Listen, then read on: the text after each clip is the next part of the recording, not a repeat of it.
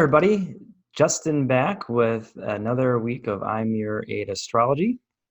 Welcome back to another update. This week we'll be covering April the 19th through April the 25th of 2020. Let's jump right in. So I feel like up to this point, to no surprise, it's been really hectic. It's been the year of 2020 has been met with a lot of restriction, met with a lot of Aryan kind of explosiveness. Mercury has been conjunct Neptune, so things have been really foggy and unclear, and we're getting a lot of different types of information in regards to what's going on in the world. And the long and the short, it's been a very ungrounded few months of the year. And I think the sun moving into Taurus is coming at an ideal time to kind of help us ground a little bit, see things, tie our feet to the ground, harmonize and integrate with the frequency of the land. So when you talk about Taurus, it's very easy for me to talk about Taurus because I'm a Taurus sun. I actually have 4 planets in Taurus. And I think 3 others in Libra, so I'm a very Venus type of guy. So when you talk about Taurus, you talk about an energy that's really grounded, really aware, very poised. It's universally known as being very stubborn. I think I liked the term fixed over stubborn. Because we kind of don't submit blindly to things. We do become fixed in our convictions, but that's after a very thorough observation process. Taurus is motivated by financial security, comfort. It collects possessions, which is why on the negative side, if you have a poorly aspect Taurus, it deals with insecurity and can be possessive. But anyways, this is the motivation for Taurus. So, if my fiance wants to get me to do something, all she has to do is dangle the carrot of making my favorite meal. My birthday is actually on Saturday, the 25th. And she asked me what I wanted to do. And I said, I want to go on a walk in nature. Bake me a pizza and some cake, and we'll call it a day. So you can't get more Taurus than that. Taurus actually understands value. So Taurus is careful with their money. If anything, they probably like to hoard or save it for that extra sense of security. But if I'm making a purchase, I will, look at 5 to 7 items, get 3 to 5 bids. So I'm going through this closing process of my first house, and a lot of the contingencies are with some repairs. So I don't just go collect one bid and be like, okay, that sounds good. I ask for 7 to 10 contractors to come to the house. I want to look at every bid. I want to kind of use the knowledge I've gained of the itemized pricing and negotiate to get the best deal. So I understand value. I understand how to stretch my dollar. So that's another key attribute to a Taurus. Tauruses, they like to go at their own pace. If you really want to piss off a Taurus, you rush them or you take them out of their comfort zone, and then you'll see the horns come out. They're very connected to the earth. They're very observant. So if you ever noticed a bull grazing in a meadow, it looks to naked eye just kind of boring and just kind of looks like it's just standing there. But to the contrary, when the breeze flows, the Taurus breathes in the energy to the deepest breath and exhalation. It chews every grain of grass slowly, and it enjoys every burst of flavor in its mouth. When it looks up to the sun, it takes in the sun as it's hitting them in the front of the brow, activating their third eye and almost rolling in the warmth like a big warm blanket. It feels on a deeper level. When you talk to a Taurus, it's not, they don't say, I think this. It's, I feel we should do this. Tauruses are incredibly strong, sturdy, reliable people. They have staying power. Think of like a locomotive leaving the hub. It takes a little while for the train to get going. But once that train goes, it's hard to stop, and it's very long lasting. Taurus rules anything having to do with the earth or from the earth. So, crystals, herbs, jewels. I know a lot of Tauruses to have a lot of shamanic energy, and shamans are kind of connected to the earth and all that is. On the 22nd, it's also Earth Day, and it can be a very fitting description of Earth Day. So when you talk about new moon in Taurus, you talk about the Green Man. And the Green Man is often depicted as this face carved into a tree, and his beard is made of leaves. Typically depicted in a lot of pagan folklore. There's light and heavy information in regards to the Green Man. Some may even correlate the Green Man to the Yeti or a Sasquatch. You're basically talking about an entity that is one with the earth, one with the forest, to the degree of, it understands that, the earth is a living sentient being. And let's say the Green Man were to come across, we'll call it lumberjacks, and witnessing trees being torn down is basically the equivalent, in the Green Man's perspective, is murder or homicide. Everything that grows in the forest belongs in the forest.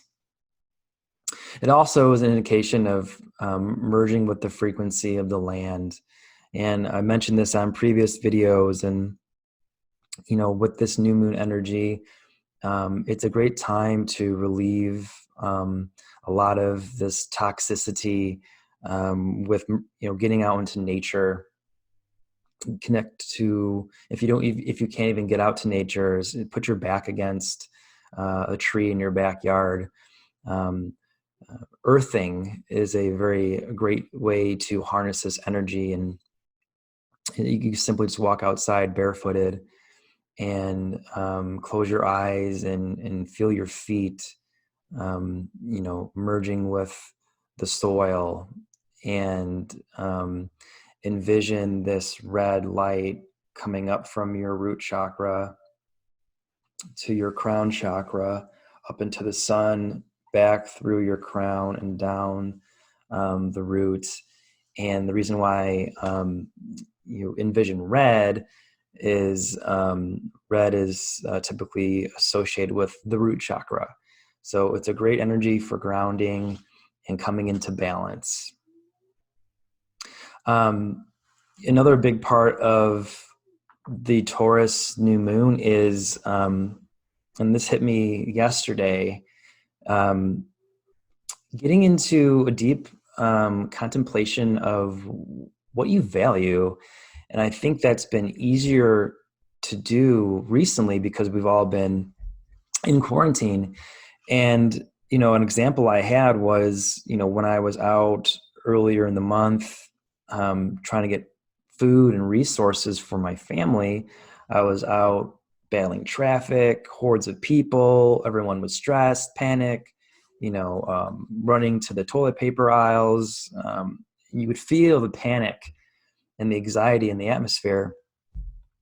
And it was interesting, I have a lot going on in my reality. And at that moment, nothing really mattered to me but getting the supplies I needed to make sure, my fiance and my cats were taken care of and safe.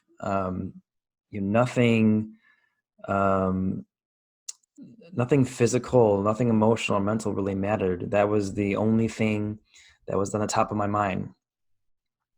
So with that, when I often in shamanic meditation, when I feel the Uranus energy kind of striking, I typically get a lot of dreams with tornadoes.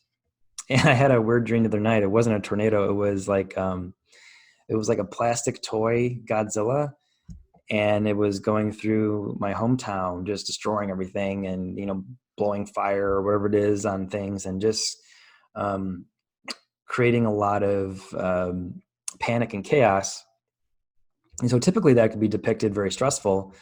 For me, I have a really long weighted history with Uranus. Um, for me, though, it's a recognition of that big change is coming. But put yourself through a mental exercise. Use this new moon in Taurus energy to understand what your values are. What have we discovered in this pandemic? What's more important? Food, money, security, health, resources. How often were we getting our bi-weekly paycheck on Friday and taking that on and blowing it on, going to the watering hole and dropping a few $100s on drinks, or buying something materialistic that really doesn't have that much value. Would you like to have the money back right now? Where would that money better be repurposed in your life? So, if I could give you an exercise, I'm from Chicago originally, and I've had a few times in my life where we've had some close calls with tornadoes. And I remember, and I was living in an apartment at the time, so I had to go into the garage part of the facility as an extra precaution. And I thought about back in that moment, like, what did I grab? I made some phone calls to friends and family, make sure they were safe. I grabbed my Lumerian starseed quartz crystal. I grabbed 2 boxes of my go-to tarot cards, and I brought my shamanic drum, and probably one of my crystal necklaces of some kind. And it's scary in the moment to go through something like that, but when you're in a panic, you find out what's most important to you. And I never would have pre-planned those items, but I grabbed what was most important to me. I made the most important phone calls. So your homework for this new moon energy is what's your physical, emotional, and mental bug out bag? If you had to grab 10 things or do 10 things before leaving your home and never to return, what would you take with you? What holds the highest value in your reality? Go through that exercise. I think you'll be surprised at what you discover about yourself. So, speaking of disruption and tornadoes, in the middle of the week, we do have the sun coming into a conjunction or fusion with Uranus. So this has always been again, I have a very interesting relationship with Uranus conjunct the sun. Back in 2019, I have Uranus currently placed for most of the year on my natal sun. So I have been working with Uranus and my natal sun for quite some time. And in the beginning of it, I found it all very stressful, because when you talk about Uranus, you talk about sudden disruption, sudden change in plans. Uranus is nonconformist. It's innovative. Uranus rebels. Uranus is, in my mind, the course corrector. If you're off path, or you're hanging on to something that's not in alignment with your highest and greatest good, Uranus will shake you from your experience and liberate you. So I'll just talk about the last year of my life. So I have Saturn and Pluto has been moving through my fourth house. I have had a very toxic relationship with my father for a very long time. And when Uranus conjunct my sun, I rebelled. I educated him on what I really thought. I created a sense of awareness to the level of abuse that he's been inflicting in my reality. And I created strong boundaries. And it was very sudden. It was very swift. But I needed to do that for reclaiming my power.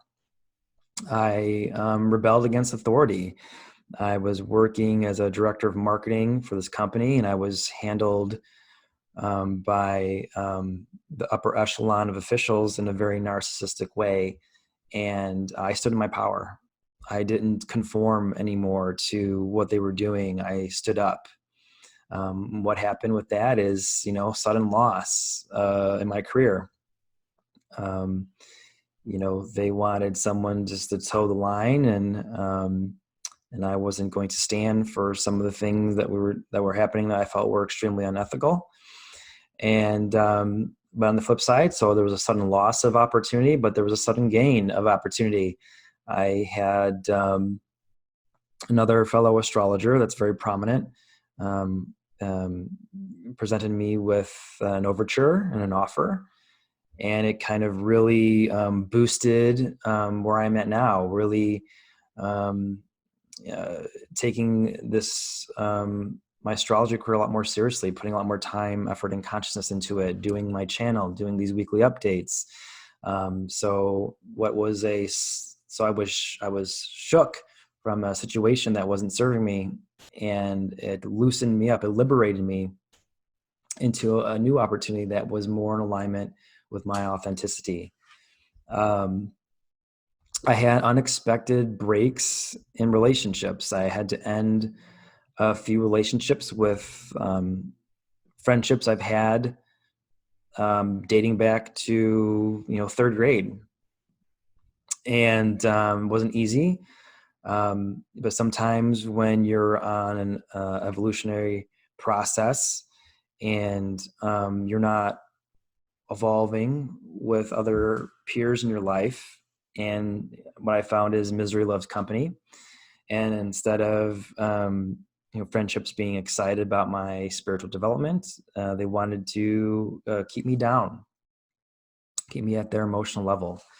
And it was stunting my growth. It was stunting my progress. So I had to make some very unexpected breaks into some lifelong relationships. It wasn't my first choice, but things and situations forced my hand. On the flip side, I had some unexpected new relationships come into my life. When Venus came into conjunction with Uranus on my natal sun, I met some very new friendships that have been very impactful to my life. And I also met who was now my fiance. So that was a complete game changer for me. It's an extreme, Uranus and the Sun conjunction is extreme change to your identity. The Sun is your soul's expression. It's who you are inside. I basically have been living a double life. On the surface, I was this very Libran marketing professional. Everyone knew me as that. But who I really was a shaman who did tarot and a budding astrologer. So this extreme change in identity, I came out of the closet. I let everyone know that I was an astrologer. I became public with it. I started my channel. I stopped giving a crap about what people thought about that. If I would be disowned or, inherit more judgment for my path, but I wanted to own who I was. I didn't want to wear my Libra mask anymore and to play face and be something that I really wasn't.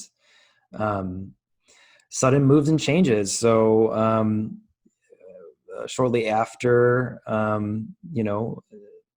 my merging of souls with my fiance later in the year, I asked her to marry me on Christmas. It was an annular eclipse. I felt the timing was right. I went with my heart, and then we decided that where we were in Colorado no longer was serving us. It no longer was a complement of energies. So we made a sudden move, just in time, actually. So we moved to Idaho, and we are building a life out here. And I'm 37. I'll be 37 years old this week, and I'll be getting my first house. Uranus conjunct the sun is kind of anti-authority and nonconformist. If some of you are privileged to being on my thread, my social media thread, and have watched my uncut astrology channel, you guys know that I have a very passionate side to me. I have very strong feelings in regards to what's going on in the world, or what has been going on in the world. So that's another big part of this energy. Uranus conjunct the sun, it creates a lot of independence and innovation. So a part of that was me rebelling against authority. I left my position as a director of marketing, and I started my own marketing company called UpClick, and I had the most successful year of my life. And it gave me a sense of liberation and independence. With the independence, I started my astrology career. So, you can look at this as a love-hate relationship, but again, if you just look at whatever changes and sudden disruptions you have in your life, while this conjunction is in play, understand it's for your highest and greatest good, and Uranus is going to liberate you from what's holding you back. And what might seem stressful at the moment will be stressful at the moment, but after you allow, and we talked about this before, from a shamanic view, sometimes you need to create some space in order to receive something new. So it might be stressful in the moment, because Uranus definitely can be that. Understand there could be some aha moments later once the new wave of people and opportunities and situations crosses your path. You'll have more appreciation for Uranus if you watch it delicately in your life. So we talked about this in great detail last week, but there is still a bleeding over of the sun square Pluto, Jupiter, and Saturn. So, and again, it's a lot of your hidden pain came to the surface, struggles with power and control, the lack of will, depression, which is the sun and Saturn. It could, have a hard, heavy energy against your self-confidence, which also will talks greatly with the sun in Taurus.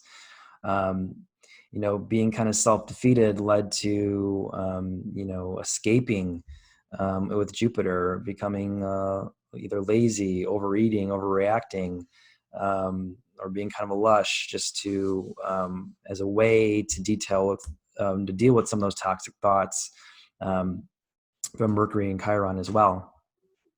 So that's bleeding over into this week. And we also have that a big part of the conversation this week. So we'll still have that sun square energy through the end of the week. And then what comes right after that it's going to be Mercury is going to be squaring Saturn, Jupiter, and Pluto. So again, it's our battle with toxic thoughts. Things need to come to the surface in order to be transmuted for transmutation. So, Mercury and Saturn, that's kind of a negative mindset, negative Nelly, glass half empty type of person. Maybe that's creating more of a victim consciousness, and Mercury touching Jupiter is forcing you to exaggerate what's really going on in your life or focusing more on the negative. And then when Mercury touches Pluto, you're talking about obsessive thoughts, fear, worry, control, merry-go-round of toxic thoughts. So this is all happening for a reason. Pluto is going retrograde also this week. And we've had a lot of stressful times, a lot of toxic thoughts that we've been dealing with to this juncture.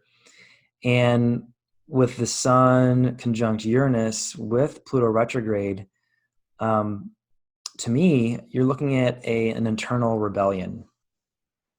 And it's like, okay, I'm tired of feeling like this.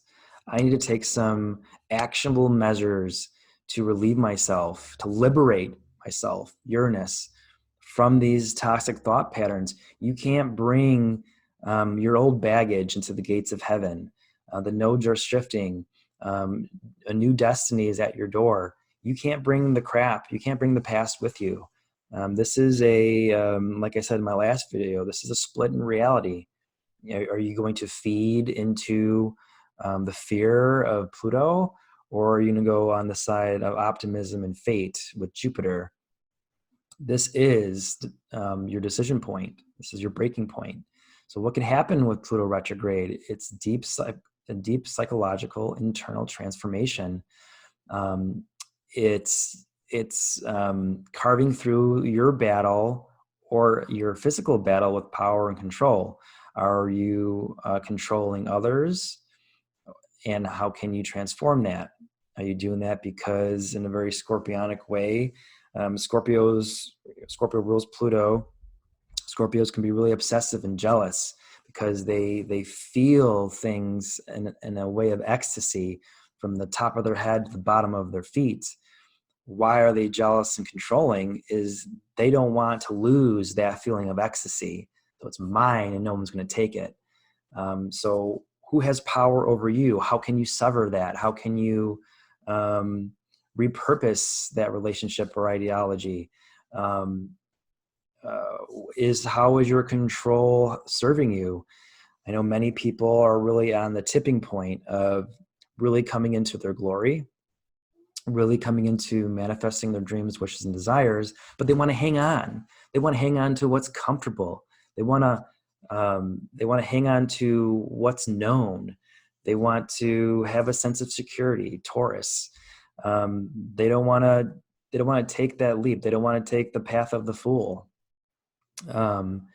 It's like being in a burning house. That house is burning. That is safe. You are hesitant to walk out that front door, even though it could save your life. But the pause or the fear of not knowing what is on the other side of that door will keep you burning alive. So I have someone very close to me in my life, because of this quarantine, it has exacerbated their difficult marriage. And they've come to some conclusions about their marriage. With Mercury and Pluto, it's good for deep research, deep conversations. I know recently they've had a really strong heart-to-heart. It's a sink or swim situation.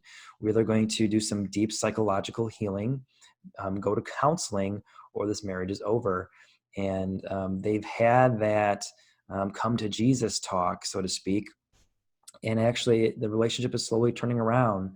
They're starting to fulfill each other's needs because they had to sit there in isolation and face their problems. And we're all in isolation right now as a gift to face ourselves. I have someone that I love very dearly, has been just dealing with these very deep psychological issues. They have this stellium in the 8th house currently, and they realize that they can't go on with just watching YouTube videos or reading things online or self-help books. They need to use their resources to provide another form of healing, and they're finally decided to get to a level of counseling so they could tear down these walls that have bound them, and they could fully come into their power. I'll even, on a personal level, my fiance and I, we have two different conflicting ways of conflict resolution. When there is a conflict, I have Mercury in Taurus. I need to go retreat, think about what is going on, replay the situation, come to some conclusions slowly and often in isolation. She would have Mercury in Capricorn, so she wants to, settle and fix everything right now, right then and there. And what did we have to find? We needed to come to a midpoint. And Capricorns require a lot of acknowledgement. And I have to say, dear, I understand that you really want to talk about this right now. If you wouldn't mind, please give me a moment. Allow me to assess this information so I could come back into the conversation with a more clear thought, and I could allow myself to see the situation in general from a higher level or from a 40,000-foot view. And by doing that, we're able to resolve a lot of difficult conversations, and we have found a really good medium into solving a middle ground for a conflict resolution. So just taking everything I just talked about and looking at the chart of the moment, so what I think is going to happen is there's going to be some sudden disruption and changes in our life caused by the Sun conjunct Uranus in Taurus. Since it's a new moon, this could create new opportunities, but it might come with a little bit of anxiety. The Sun and Mercury squaring the stellium of Saturn, Pluto, and Jupiter is going to bring some hidden pains to the surface, and it's going to cause a depressed state, and all for the purpose of alchemizing and going to turn ourselves into some deep psychological healing with the Pluto retrograde. We'll finally get to a point of a release and relieve ourselves from this baggage so we could be better prepared from the nodal shifts coming in May. And this is all to clear space for your dreams, wishes, and desires, and becoming the best person that you ever thought or imagined you could be. And you could start drawing in. Again, there is a big choice point. Are you going to go back to the path of fear? You know what that path is. Or are you going to go to the side of Jupiter and manifest your dreams, wishes, and desires? You have free will in this matter. Bet with yourself. The purpose to life is to bring who you are from a soul level into form and express that in 3D reality. The purpose to life is just to simply be who you are. So again, this is Justin with I'm Your Aid Astrology.